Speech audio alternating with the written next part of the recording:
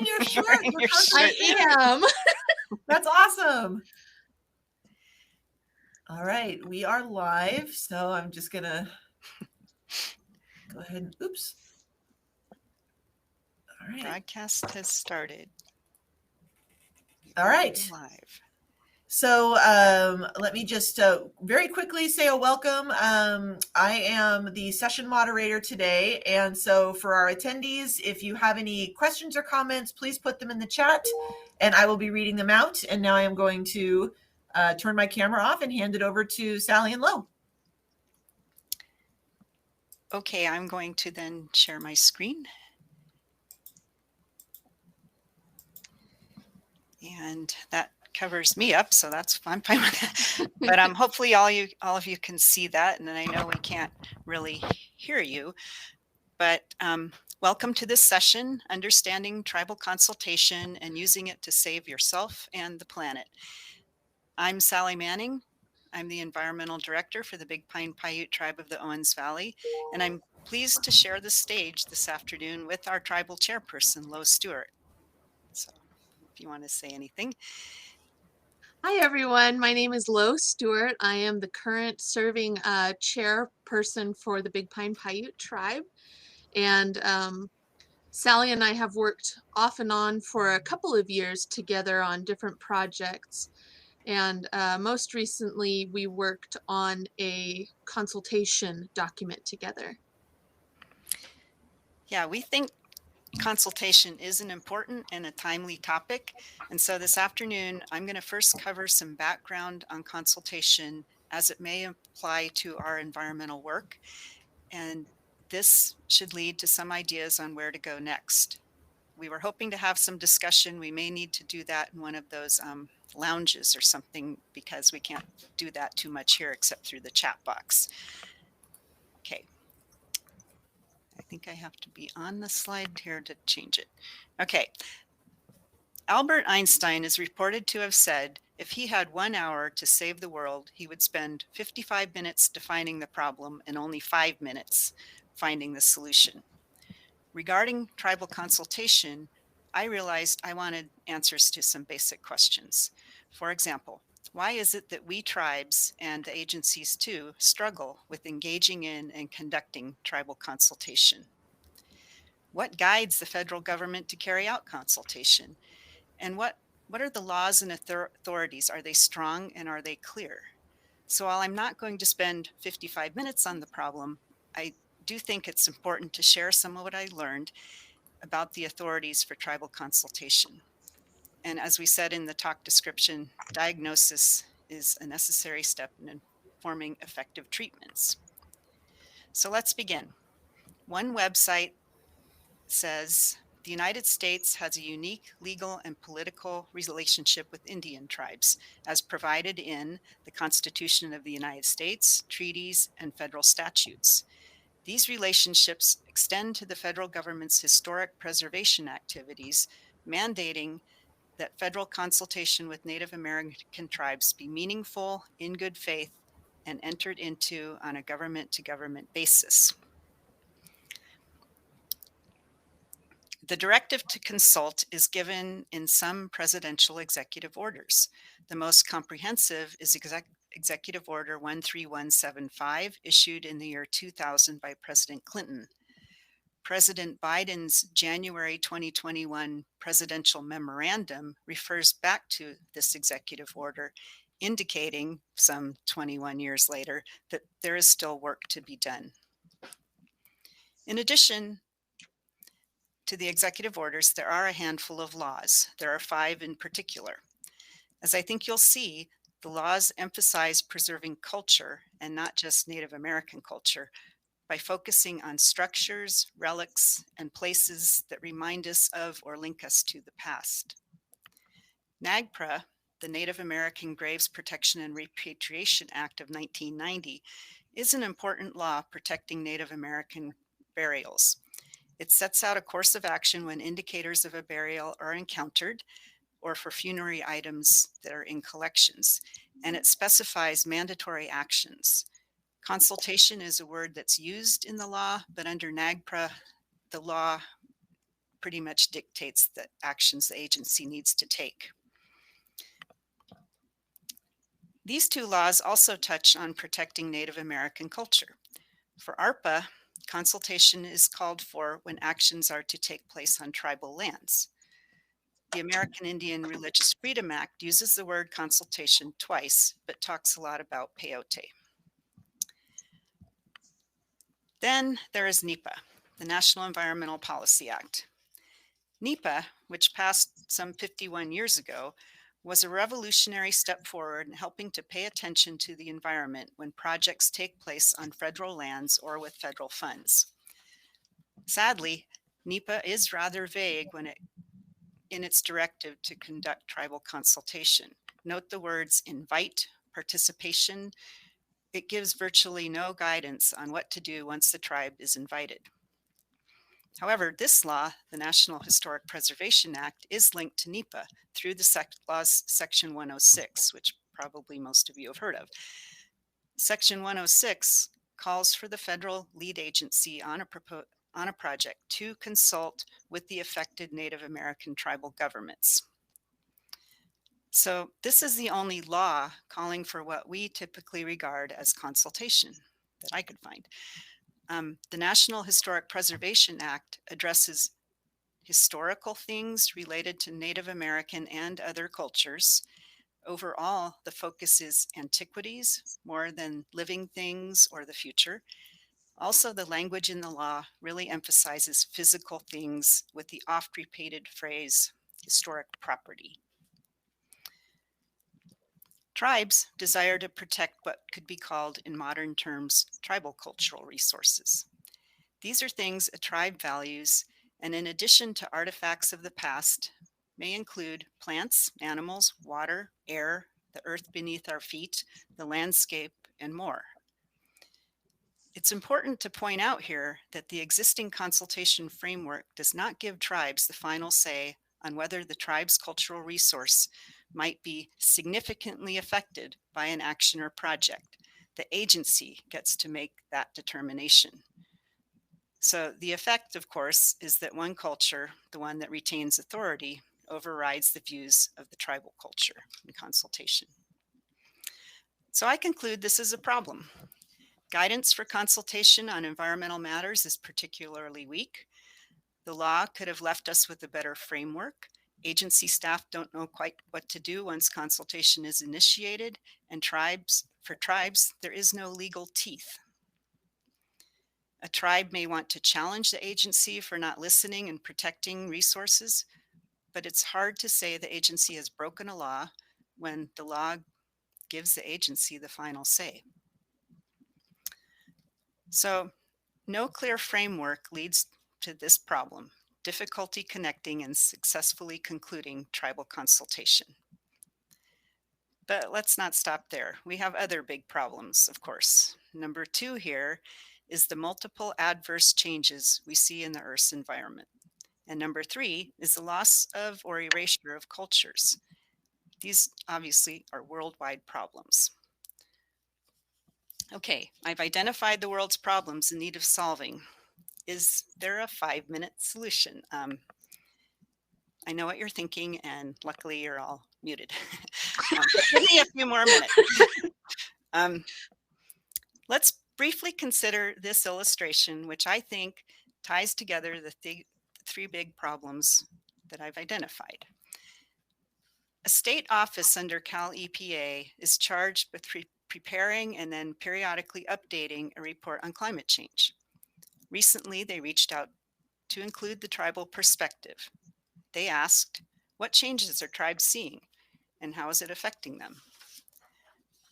As you might imagine, tribes have much to say, but changes in the environment that people observe are due to not necessarily climate change related reasons. For example, altered water courses. A wetland may vanish, or a creek may stop flowing, or springs stop flowing, not due to climate change, but to someone diverting the water to a different place. Roads and promoting tourism have led to lots more people going into places they would not normally go. And then, of course, when they get there, they do what people do. They drive on things, damage things, take things, kill things, leave behind their garbage, create dust and erosion. You get the idea. Not burning leads to pest outbreaks and then catastrophic fire, which in turn could destroy traditional food, fiber, and medicine, and possibly permanently. Water diversions, air pollution, loss of species, catastrophic fires, and climate change, these are all brought to us by the dominant culture. Could it be that the dominant culture fails to connect with or listen to other, wiser perspectives? Isn't consultation supposed to be the charge to connect with and listen to different perspectives? Back in January, President Biden handed us all an opportunity to do consultation better. How is President Biden's request going to be addressed? Well, possibly like this. Appoint a Native American to a high-level position and/or form a high-level advisory commission and fill the seats mostly with Native Americans. Quantify, count things, build a database, track consultation letters. Create a template with standardized language and a checklist. Go to the tribe ready to defend your agency's position. That is, talk to your own lawyers in your agency before you talk to the tribe. Meanwhile, the government may avoid allowing tribes to inform them about national priorities and the issues that get attention during an administration. They may avoid being explicit about who makes the final decision. They also avoid commitments or statements, which sound like commitments because they might have to change their mind later. Does this sound familiar? Does it work? I mean, some of it might, but is it going to be like this? Which is what I say is the same old way of thinking. Einstein is also credited with saying we can't solve problems by using the same kind of thinking we used when we created them. So we're going to break out of the box here. We think it's time to approach things differently. The new way of thinking would make the end goal of consultation the free, prior, and informed consent of the tribal government. Free, prior, and informed consent is also known as FPIC. This is a key component of the United Nations Declaration on the Rights of Indigenous Peoples. A quick definition of FPIC: no manipulation, free means no manipulation or coercion of the tribe. Prior means start early working with the tribes and don't make a decision prior to finishing consultation and getting the tribe's consent. Informed obviously means the tribe receives satisfactory information on the project, such as the reasons for it, its size, its scope, its duration, etc. The agency should provide the tribe with all studies that have been done to date. And finally, consent. This is granted or withheld by the tribe at the end of a particular consultation process. Note that consultation by itself is not a substitute for consent. And I also like the concept of consensus. Consent is the action, and consensus is the process for achieving consent. So consensus can vary from, yeah, okay, go ahead, it doesn't bother us, we can live with that, to all the way to, wow, that's a great idea, count us in, we want to be part of it. Either way, it's permission to proceed. So perhaps consent is the answer. FPIC could result in all three outcomes, I think. It could result in successful tribal consultation. It could slow, stop, and/or reverse adverse changes in the Earth's environment, and it could provide restoration of cultural integrity and diversity. Think about it. The goal of getting to consent brings new life to the consultation table and new hope for the planet. So if we can't get to consent immediately, and I know we're all ready, what steps might we consider to work towards FPIC? Well, in thinking it through, we could take progressive steps like these. And some of these obviously are already in the works. For example, traditional ecological knowledge. What if, in addition to Western science, lead agencies had to give equal weight to cultural wisdom? I'm convinced the concepts of TEK are gaining traction among agency land managers, scientists, and others. Eyes are being opened and people recognize there are other ways of understanding the world. Environmental justice. I don't know if I have a mouse here. The next one. You know, it's been around and now it's being elevated by the Biden administration. If fully enabled, it would lead to access, equity, and possibly reparations for past environmental wrongs. 7 generations. This could be achieved by requiring NEPA documents to project forward the consequences of an action 7 generations from now. It would make us all think harder about the long-term effects of today's actions. Rights of nature. How would we act if a wetland or a tree had the same rights as an American citizen? Reciprocity. This is acknowledging the give and take inherent in life and acting in meaningful ways to strike a balance. And finally, free, prior, and informed consent. This would be bringing, again, a new approach, a new way of thinking to making decisions about the Earth's and humanity's future.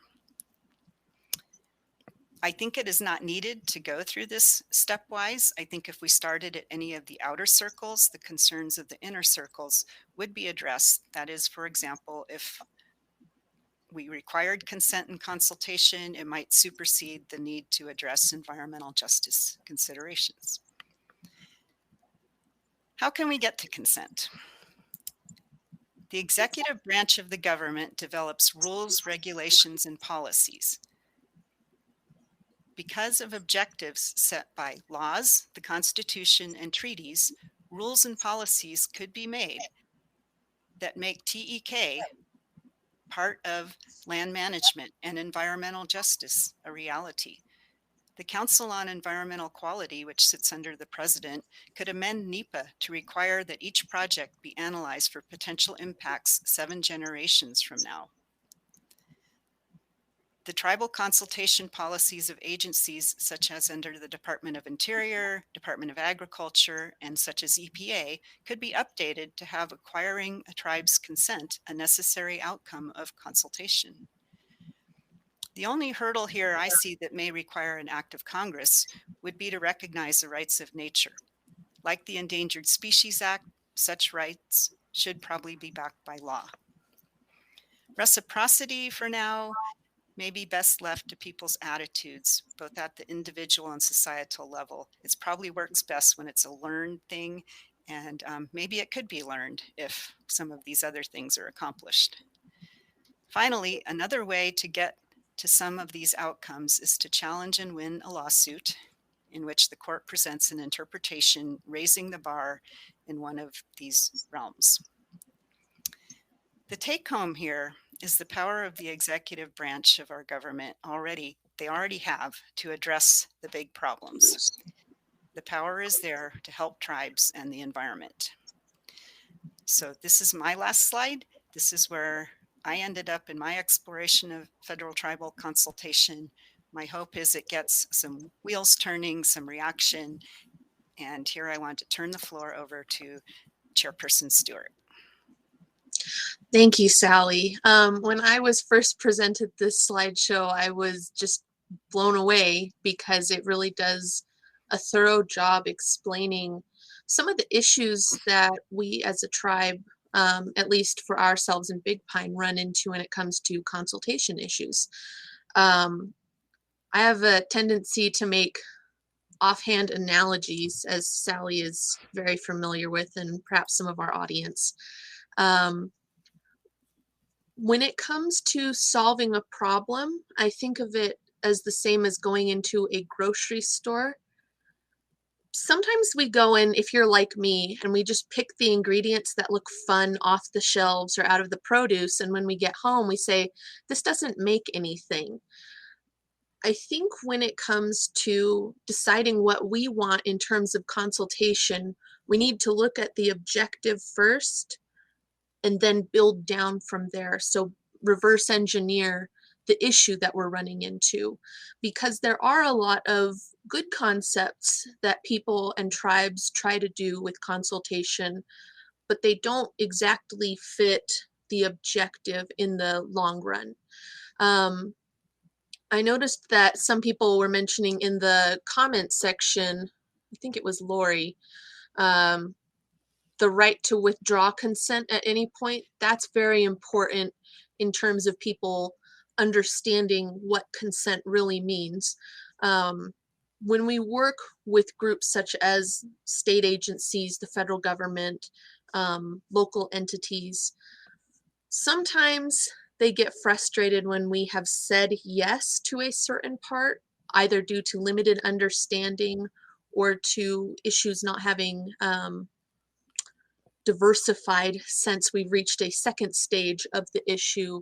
And so when we try to withdraw consent, we do run into that problem of the groups not understanding what it is we want. Another issue that we run into typically is I feel sometimes tribes don't know exactly what they want or how to articulate what it is we want. So when we do request things from a group that we're trying to consult with, for instance, saying, you know, we'd like to have a tribal liaison, and we get the tribal liaison, but it's not what we want. So that group is left, you know, wondering, well, but we did what you said. I think if we all tribally can unite to kind of figure out what's working for ourselves, the brainstorming, we're going to be able to build something that does reach the free, prior, and informed consent, which builds good consultation relationships. I don't know if you want to chime in, Sally. She has a tendency to organize my thoughts for me, so. This is the problem. It's just, I was hoping others would be able to speak at this point. But I mean, in a way, I feel like when I plan this, it's a bit Yeah. of pie in the sky, but it did strike me that the executive branch of the government does have a lot of power to move this thing forward.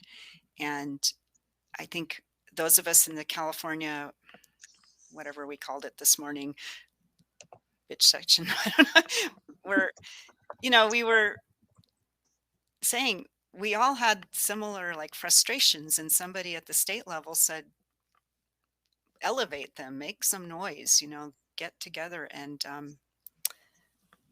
do something about it. And I think,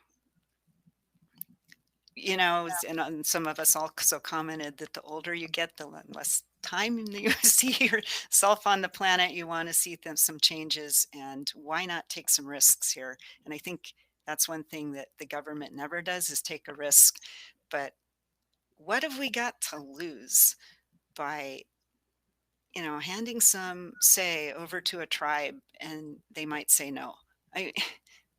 We've got to lose wealth, money, power. I mean, saving this planet is pretty darn important, and I'm just looking for ways to move that needle. And I think, as I've been with the tribe now for 12 years and worked in the environmental field since I was practically a little kid, it's important. I see that potential here.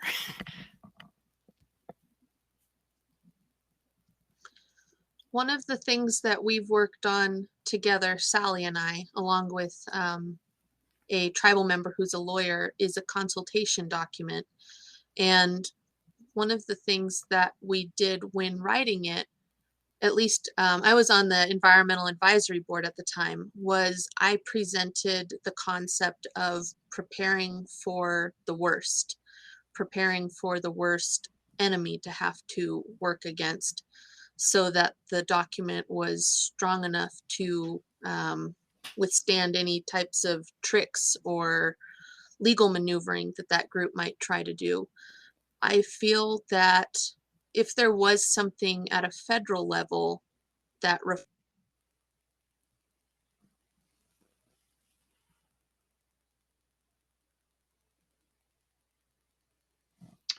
Uh-oh, looks like Lo is frozen on us. Am I back? Yes, you're back. Yay! I don't know where exactly I left off, but I was saying that one of the issues that we run into when people try to take consultation seriously, yeah, exactly, that's what I was thinking. I said, someone's censoring me. I'm reading in the comments. Is this people, because there isn't a federal type of template for this type of consultation that we need, states and local agencies kind of see it casually. Something that I often say to Sally and to other people who talk with me about consultation, if you've ever talked with me about consultation for 5 minutes, I'll say this: they treat tribes like a club or an organization and not a government. And that is a huge issue in terms of, I think, getting what it is we want. They treat us no differently than, you know, outdoor clubs or hunting preservation groups. And the reality is we are a government. We do deserve bigger and better structure. And that should be reflected at a federal level, so that when state agencies and small local groups come to work and consult with us, they have an understanding that it's from the top down of government that treats tribes, A, seriously, and B, that they have legitimate concerns, and that they have the ability to influence what's going on in their surrounding. I'll let Sally talk, and I'm going to go into the comments real fast. Okay, there are some things in the chat. I don't know if I know Shauna. I don't know if you met, but I did notice you got an award this morning at the TAS. Congratulations. But you talk about co-management, and that's something I've thought about too, because there are times when I listen to things and I get very frustrated hearing the agency attitude. And I think, no, it should just be, the management should just be by tribes. But I do think we've got to lighten up on that, perhaps, if that's the thing. We have to consider that. And co-managing wildlife, co-managing areas. In our area, it would be, for example, pine nut areas that the tribes used, managing them for fire, for harvesting things or not, and when. Those are all things that really would need to be considered. And I do think there is some traction with that through this TEK approach, these land management people who are charged with managing these areas are almost at a loss, and suddenly what tribes are saying is making a lot more sense to them. And so some integrating of those knowledges, I think, is going to happen, and it's hopeful. I just don't know if it can happen fast enough. I think there was a question about some examples that we've dealt with.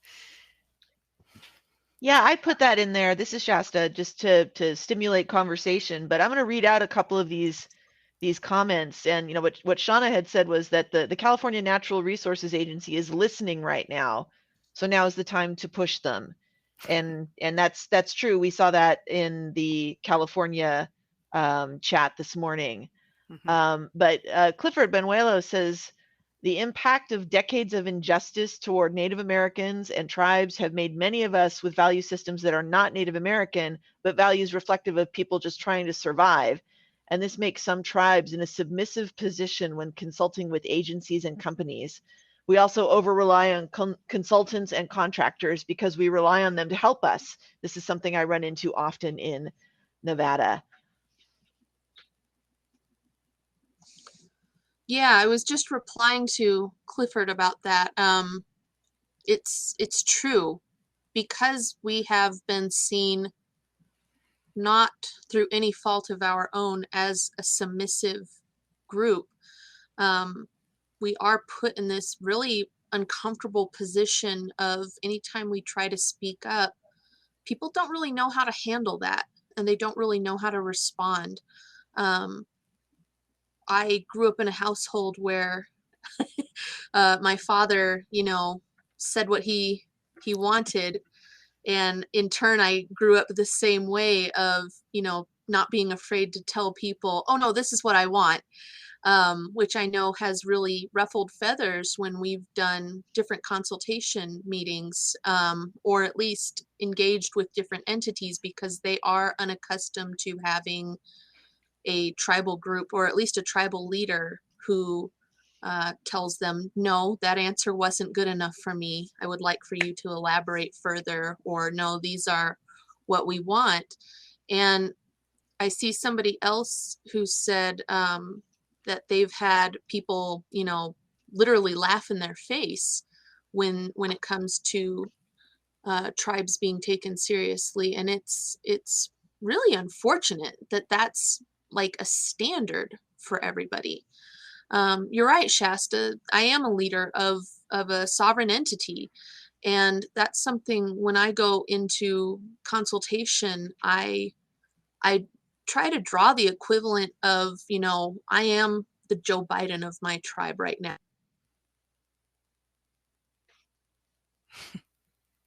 And she's so powerful that she stops her own camera, or stops her own her own audio. That was perfect. It was just when you said, I am the Joe Biden, and it was like, boom, mic drop. No, that was not my ego getting in the way. That was our regional Wi-Fi. No, but to really to reframe people and how they understand that we're not, and I always say this, kind of laughing with Sally, we're not just a club of brown people that live in the same neighborhood. That's not our end game and our goal. We are an actual legal, we're legally recognized as a sovereign entity. We have the ability to have our own passports. We have our own laws. We can have our own court systems. And so reframing that for groups, so that they understand that this isn't just a random bystander who's putting in input on how they feel about a project, really is important. I live in a small town, so there are a lot of people, now that I'm in my 30s, I either went to school with them or I went to school with their kids. So having to rely on those kind of networks at the smaller level has assisted in some areas. But again, I can't do that at a federal level. I can't, say, hey, but I know you, you need to listen to me. I have appreciated that in the most recent EPA talks that we've had, I think at the beginning of the year, this was before I was the tribal chair, we were asking questions directly of the EPA at a federal level of, well, what do you do for consultation? Well, how do you handle consultation? And they themselves had a level of dismissiveness of like, well, you deal with it at a state level because that's who you work with. And the reality is the people at the top right now have the ability to make these changes if they want to. I don't know if it's something we have to explain to them that they can do that, or at least influence the people who make those changes, or if they don't know where to start. I will censor anything else that I want to say on that topic when it comes to talking with them. So, Sally.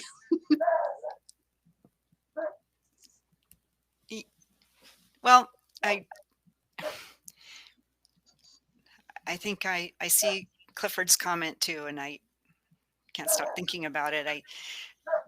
Being somebody here with a foot in both worlds, coming from an agency before that would see tribes out there, and now working for the tribe. Tribes have, agencies can be kind of afraid of tribes, and one way they may respond, it might seem like disrespect, but it's because they're just sometimes pretty clueless. And I think there's no good reason for a tribe to retreat.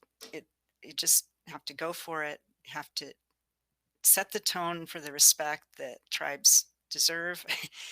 And again, what could go wrong with trying to give more decision-making authority to a tribe? I mean, there probably will be, and at the start, there could be some sort of scary, disastrous, potentially scary things. So what? I mean, could that do more harm than what's been done to the environment already? So you learn by your mistakes. After a while, you get better at coming together, coming to consensus on moving forward on environmental projects. So I say it's time to give it a try. And again, for tribes to, just even granting them this consent authority or some form of that would be empowering. Laugh all you want, agency, we get to tell you in that what the decision is. So I'm going to go back to a couple other comments because there's been stuff coming in throughout, and so I want to highlight a few things that didn't get read out. Debbie Rasmussen says that I have responded to a few consultation requests, and although my comments were accepted, I do not feel like anything has or will come of it. More or less a thanks for responding. So Sally, what do you think about that? I think we all feel that. I don't know if they're listening, but the gap guidance. I was here with the tribe when Alan Baycock was co-chair, and we were going through all kinds of listening sessions, comments, and every time we would try to see if EPA's hearing those comments, we would just get, yeah, here they are all in a list. And that's very different from actually engaging in a conversation about that. So yeah, we have 2.5 maybe people here who would contribute to a comment letter for all of them. And so the idea that the agency comes on with 6 people, each with their own little jurisdiction, covering that little nuance of something, it does just make you want to throw up your hands and quit. But you have to choose your battles as well, and we end up doing that. And here's where we come back to what we were talking about this morning in the California session about resources to address these issues. I'm also feeling like, as I talked about in my talk, the law only will get you so far in these. But that's not anything against the lawyer. A lawyer hopefully will tell you this is where the law stops. This is where you've got to pick up with putting on the pressure in a different way. Maybe they can't advise that. I don't know. I'm not a lawyer, but that's something to think about, because somebody else was saying, change, it can take time, but the right things are important to work on.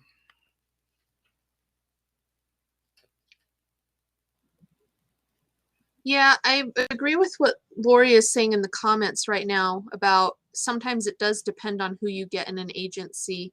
I think that there has been a slight shift in terms of people realizing that they haven't done enough to work with tribes, and that they're reaching out, at least in a good effort, a good faith effort, to try to figure out what it is we need. But the reality is, in some areas, it's too little too late. And in other areas, it's not enough, and it's usually just a single person that's reaching out. I don't know if this is going to require us as tribes to just be consistently more vocal about asking the same question over and over and over and over again until, I don't know, they get sick of us and they say, fine, well, we'll answer your question. Or if it will at least influence them to realize, like, hey, a number of tribes are constantly asking the exact same thing over and over when it comes to consultation. We need to come up with a better response than what you are feeding us as the party line. So, and, I'm reading in the comments the frustrations of people saying, what the reality is dealing with organizations. And it's true. There are the groups that just say whatever they want, or they'll tell you what you want to hear, and then they move on. And it's frustrating. I'm not always diplomatic when I talk to those groups because, again, I think time has been wasted with us being polite about requesting answers and requesting progress. I know that I know that's not typical. Most people are a little bit politer than I am when it comes to getting information. But I don't know. I'm hoping that by having a larger number of tribes requesting the same information, maybe that will get us to where we need to go. I see what Clifford has said about we need the support. Oh, I'm sorry. Yeah. Technical people need to support leadership. Yeah.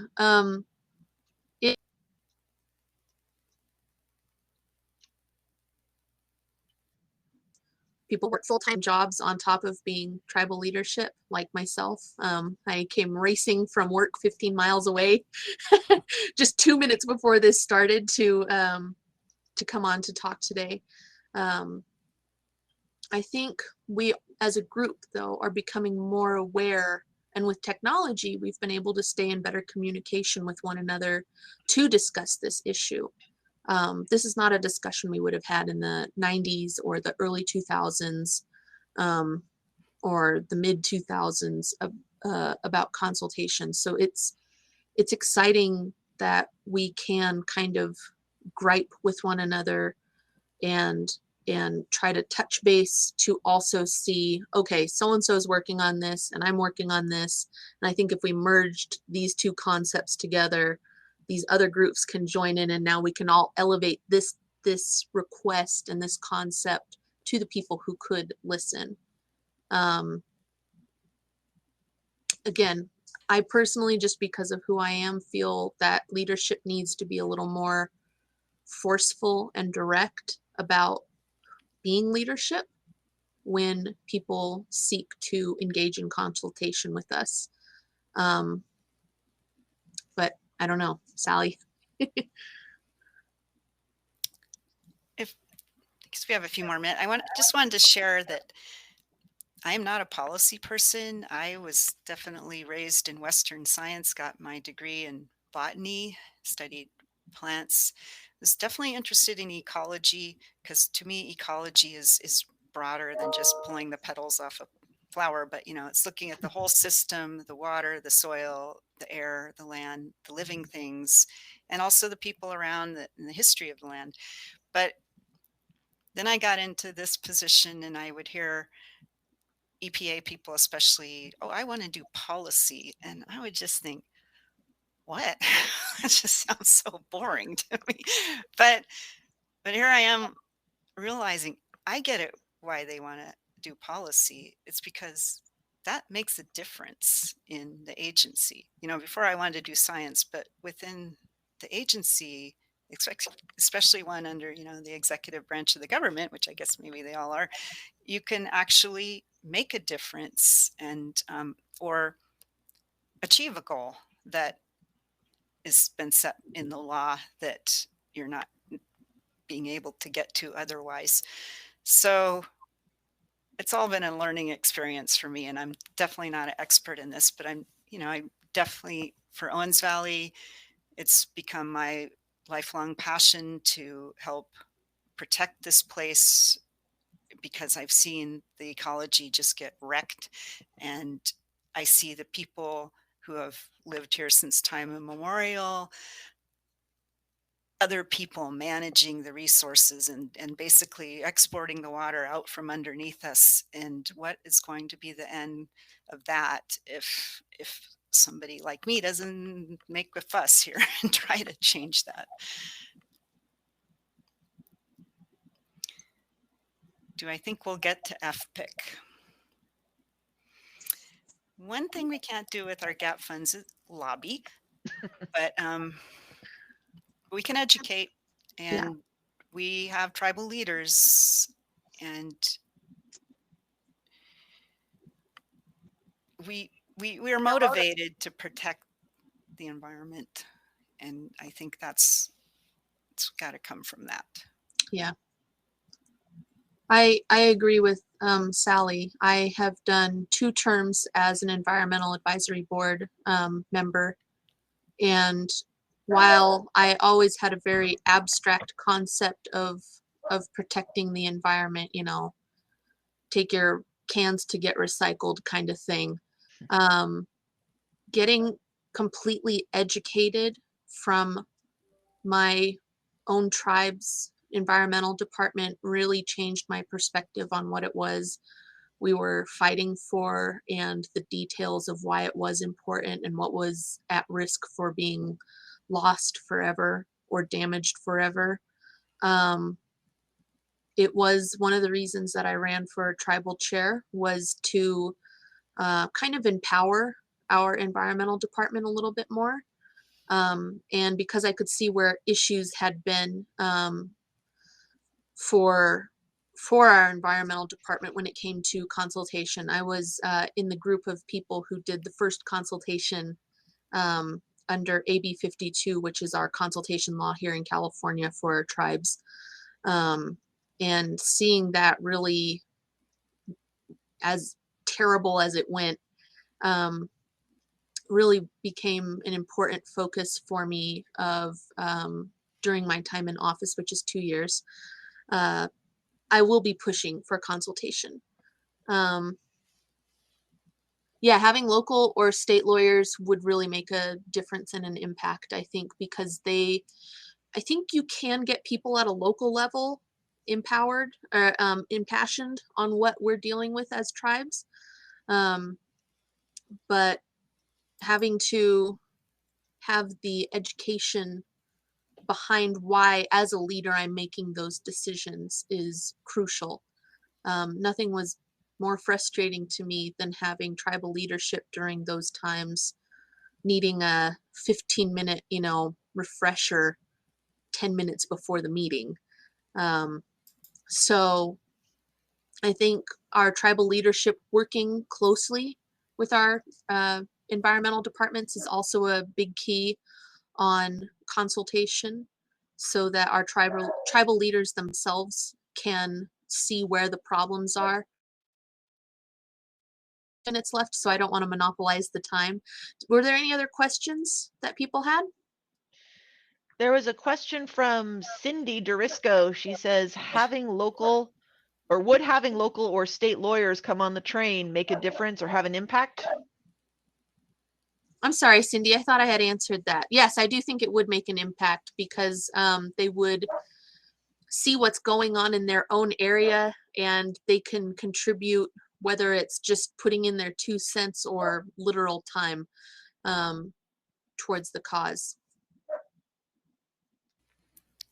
And also Sally says in the chat that she'll turn the PowerPoint into a PDF and post it. Sally, if you have any trouble with that, you can send it to me and I'll make sure that it gets in there. Yeah, well, now that it's out of the box. Yeah. Sally. And I want to remind people too that Sally had suggested continuing the conversation where the audience can turn on their speakers and mics in a lounge. So I made a lounge called Understanding Tribal Consultation. You can go in there and you can post comments and questions, and then also you can just join the live session, and if other people are there, you can start talking. So you can do that now, or you guys can do that later. I know there's other sessions coming up at 3 o'clock. And sorry, Cindy, I didn't realize she answered your question, so you got an answer again. Thank you, Brandy. Yeah. I hope it was informative. And again, I hope everybody can at the very least download Sally's presentation, because I think it really is a great thing to present to your own environmental department or leadership to understand where we're headed in terms of consultation and what we would like our end goal to be. Yeah, and I also want to, just as a disclaimer, say that with this sort of bubble diagram thing, there's a lot more to say within each of those bubbles, and I don't want to present it as something so simple, but I do think it's all worth considering. You know, there's the same old way, or there's maybe new approaches. So that was the moral of the story. So thanks everyone for coming. And I'm going to go head over to the lounge for this. I don't know if Sally's going to be there. Well, I want to go to a 3 o'clock one. All right. Well, I'll be there at least. Thank you, Lisa. All Thank right. you, Clifford. Thank you, John. Down to 1 second left. Bye, everybody. Bye. Should I stop it?